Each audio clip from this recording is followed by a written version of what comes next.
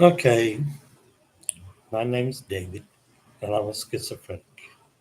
According to clinical definitions, also according to clinical definition, I am bipolar. I'm also manic. I have multiple personalities.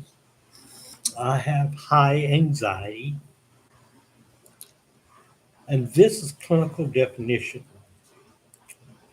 And by clinics, I've been examined by doctors ever since let's say, I think it was 1972. I was first time hospitalized. I was hospitalized again in 1975, which led to part of my discharge from the Army in 1976. So I didn't serve that long in the Army. And then I was re hospitalized again, I think somewhere in 1978 and 1979. I got out, didn't follow orders with medications or anything. So again, I was hospitalized again in 1981, got out. Then in 1986, I was re-hospitalized, and that's twice in 1 year that I was hospitalized. Got out from that and swore I would never go back. And that's what I did. I didn't go back for quite a while because I did not like the doctors, did not like the medication, thought everybody was lying to me, and I could figure things out on my own. That was the biggest lie I ever told myself. But then again, in 2001, I was shortly detained and questioned because I tried to take my life. No, that was in 2000. Uh, yeah, 2004. That was last winter, first of spring that I was re-hospitalized, and I was only in there for about 7 days, and then they let me out. I was living on the streets and needed food real bad, but in my psychosis of my mind, I was thinking that this is the end. Might as well take my life. Unfortunately, like everybody else, I called 911, told them what I was about to do, and general area where I was at, because of the phone booth that I called from, they had that. But they did come by looking and find me, and right before I made the final leap to hang myself. So, do I know what it's like to be hospitalized? Do I know what it's like to sit in groups? Yes, I do know what it's like. Do I know what it's like to be on psychotic drugs for the mentally ill? Yes. Thorazine, stelazine, all those things. And some of the things that I went on, there was no real drug regulation like the federal government has today. So my introduction to all these drugs, controlling mind controlling drugs, kind of numbed me to other drugs that was introduced to me, especially Thorazine, Celsi, and I'm taking gabapentin now. They kind of numb me to morphine. See, when I take morphine, it has very little effect on me because morphine is at a very low dose compared to the Thorazine and stelazine I was on. And my body got used to that. When you're used to 1,500 milligrams of Thorazine a day and can walk around sane, clear thoughts and everything is processed in your body every day, morphine has almost no effect. Remember, they give 500 milligrams of morphine, uh, Thorazine to horses to make them relax so the doctors can examine them and do things to them. I mean, that's what they give to horses. I was taking 500 milligrams 3 times a day, morning, afternoon, and evening. And if I didn't take them and I was in the hospital, they'd force it down me either with a clear liquid into my body or they'd give me a shot. Believe me, you don't want a shot of Thorazine because it goes directly to your brain and you have no chance to gather your thoughts. Well, when you drink the liquid, you almost have no chance to adjust and get over it. But from Jackson Memorial Hospital in Miami, Florida, I was there in and out quite a bit. And I got used to every time going in, they referred back to my charts and gave me a shot. I was out. But after a while, I got used to that amount. And then they changed it to Stilzing, thinking they're going to change it up. And this was when I went into the Army and I had a breakdown in there. And I told them I was taking Thorazine, but I got used to it. They tried me out on Thorazine. Yes, I was used to it. I mean, they gave me 500 milligrams of liquid Thorazine in the Army, and they saw that it had no effect on me. They switched over. My afternoon dose was not Thorazine, but Stelzine. A little 25 milligram thing of Stelzine. It had an effect on me. These are things that most people don't talk to you about. What's like inside the psych wards. Now, no matter where you go nowadays, there is an automatic 72-hour hold on a psych ward. If the police officer arresting you feel that you are harm to yourself or to others, they can request a 72-hour psych hold. And depending upon the judge that looks at the case, the doctor can have the judge order you for 30, 31-day stay. Then after that, it can be re-upped. But the next time it's re-upped, it's a 60-day stay, not a 31, 60-day. And that's the way it goes. You really have no control over your life after that, except to follow the doctor's order. You get out, then you have to do the therapies and go to the doctors and let them see you, check you out. They do blood work and stuff on you, make sure your drug levels are up there, and you're not doing anything illegal. During this time, you're not allowed to operate any heavy equipment. You're not allowed to be out in the sun for a long period of time because it can harm you because of your state of mind. I mean, in that state of mind, you could stare at the sun for a half an hour, not know that you're just going to die. And that's the way it is with the drugs. These are things that us schizophrenic will not tell you. Even the drugs that are on now,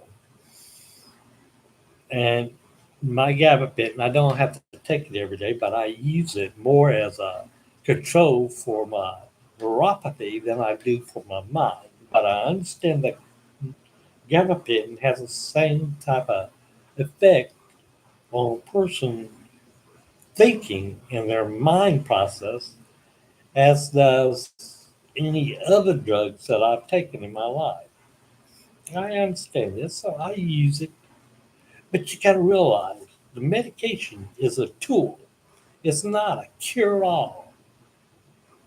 And that's why lots of people in my condition think, well, I take this, I'm cured. No, it's a tool.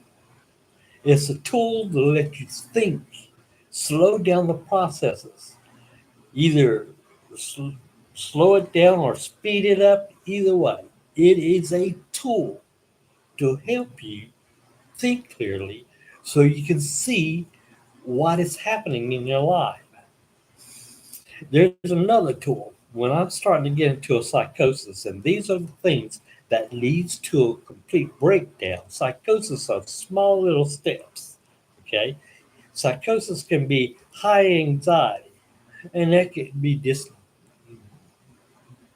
demonstrated when I meet somebody for the first time. I start telling jokes. I get them laughing, and that's part of my psychosis. That's something I do. I don't give them a chance to get to know me as any more than a joker with dumb jokes. I'd rather have them look at me like I'm crazy with my jokes than I am crazy in the head. That's part of the psychosis. Also, down and depressed, locking myself away into a closet somewhere, or sitting back, not wanting to be around anybody, don't want to take a chance of them seeing me crying, or the depression or the hurt that's inside of me. Then I can get manic, where I just have complete rage against other people. The thing is, part of my psychosis is my split personality, multiple personality disorder that's in there. Each one of those personalities that I have has all these same conditions going on. So, depending upon my personality, it's to how I react to others and social intervention with others. This is all part of the psychosis. Now, the doctors like to give it a broad name that describes multiple symptoms. That's what psychosis is. You may have different things going on in your life, and that could be a psychosis. How you react to them. But I'm telling you, psychosis does not solve the problem. Doctors don't solve the problem. Drugs do not solve the problem. The only way you're going to solve the problem is connecting with yourself. It starts here, does not start anyplace else. Let me light this up.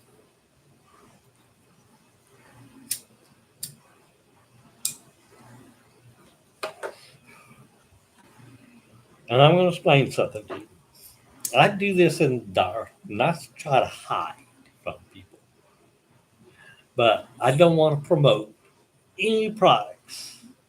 I don't want product placement people to say, do this, do that, and we'll help finance your page. No, this is from my own free will because there's too many of you out there right now that's suffering from things that doctors, psychologists, psychiatrists, nurses, uh, case managers, and all have told you this is what you need to do. This is how it is. But that does not solve your problem. The only person to solve your problem is you.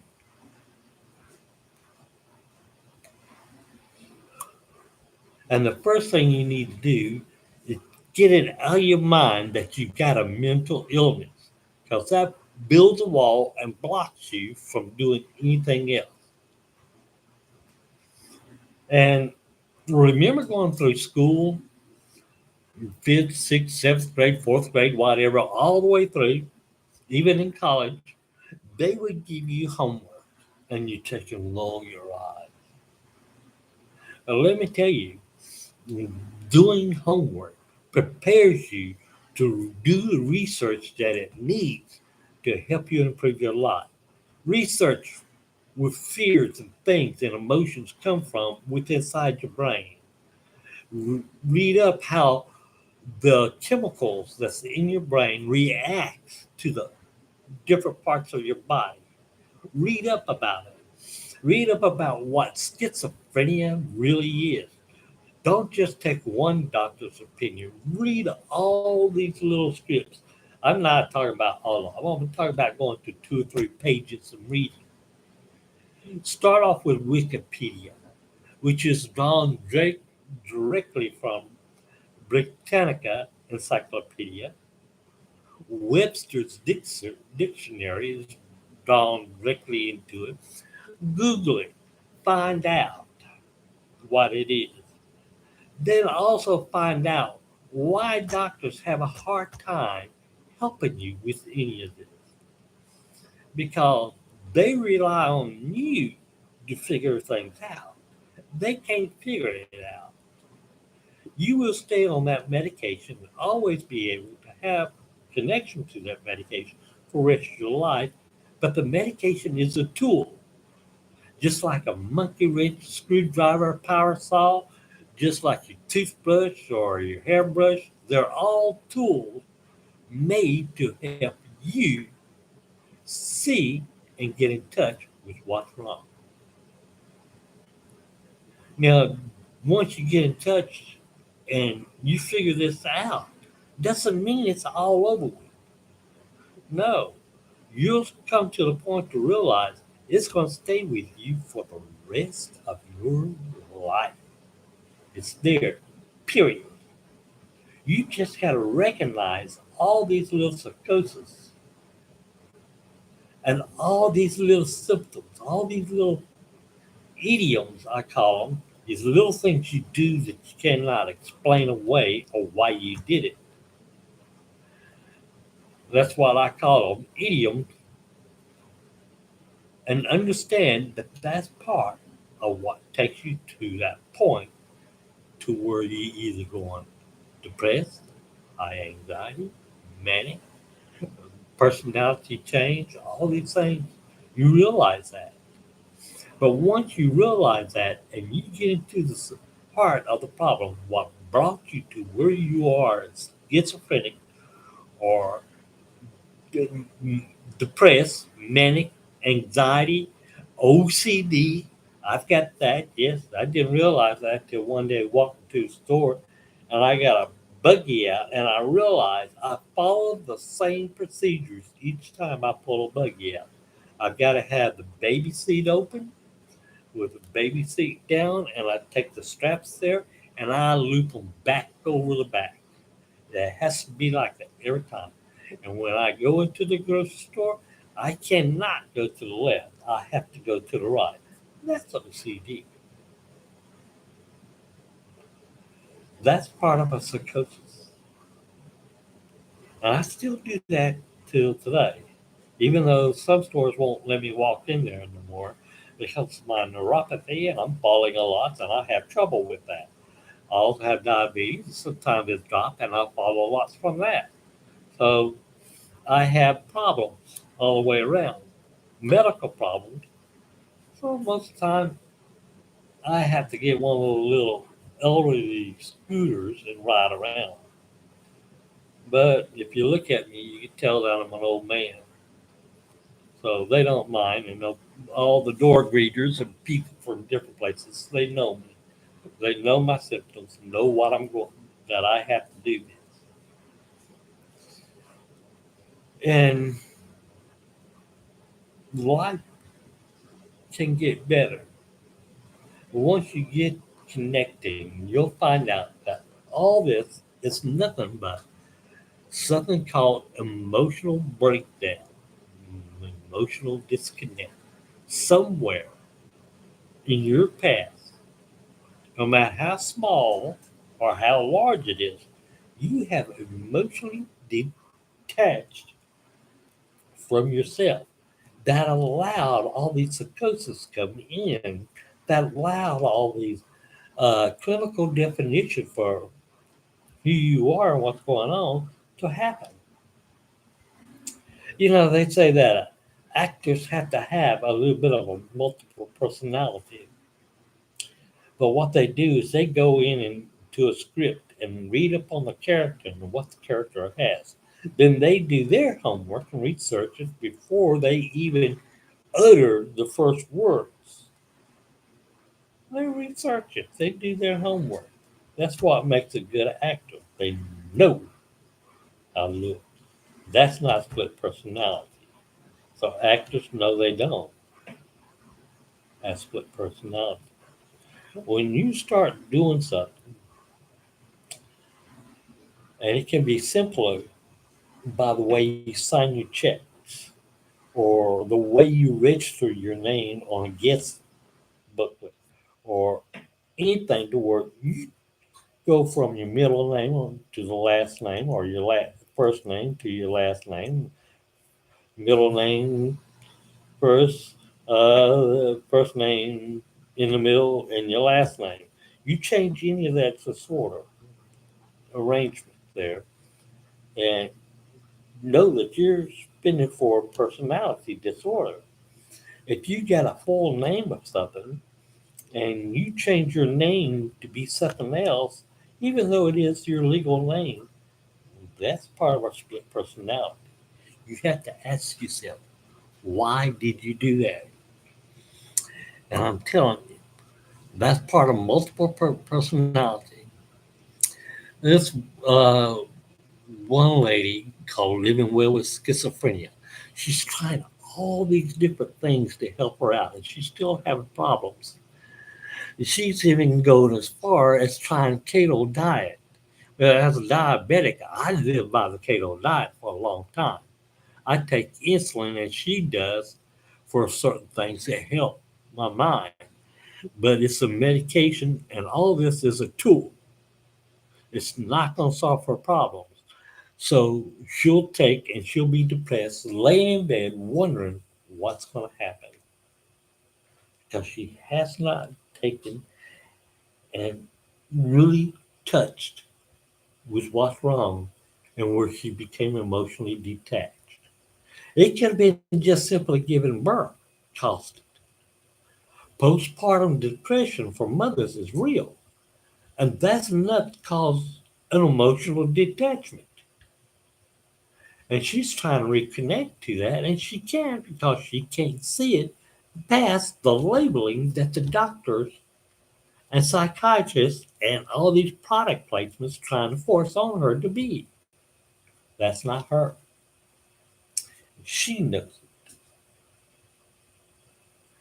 it. I once ran a peer group, and I told the people coming in there, listen, you can lie to your doctor, and don't say you don't. You can lie to your nurses, your psychologists, your case managers, your financiers, and all like that. But you cannot come in here and lie to me. Because I know the moment you open your breath and start to say, this is why, it's a lie. Because the reason why always comes back to yourself. Know this. I've gone longer than what I normally go. That's because I want to tell you all the things that most schizophrenia won't tell you. But I'm going past that now and tell you you can be better. Not 100%, but you can seek help and be better. Know this, emotional wellness is a true thing. I am an ambassador for emotional wellness. I live as a schizophrenic day in and day out. I hear the voices, I see the things, but I can't control them. They can't control me anymore. Is that where you want to be? Listen to me. You do not have to support my channel. All these other people on YouTube saying like, subscribe, hit the notification button, and give me a thumbs up. I don't care about any of that. Popularity don't mean a thing to me. If I can reach just one, and I have quite a few times across the phone talking to a lady from Amazon and from Xfinity and Time Warner and Comcast that I've helped over the phone because they were at that end of their rope and what I talked to them about helped them. That young woman in Oregon that was fearful of who she was, and she did not want to associate with others. And I taught her how to say, so what? Or that young girl that was having a problem with her family because she did not hear them physically saying, I love you. And I showed her where their action of how much they loved her spoke louder than what they actually could say. Because if they would have said, I love you back to her, it wouldn't have meant anything.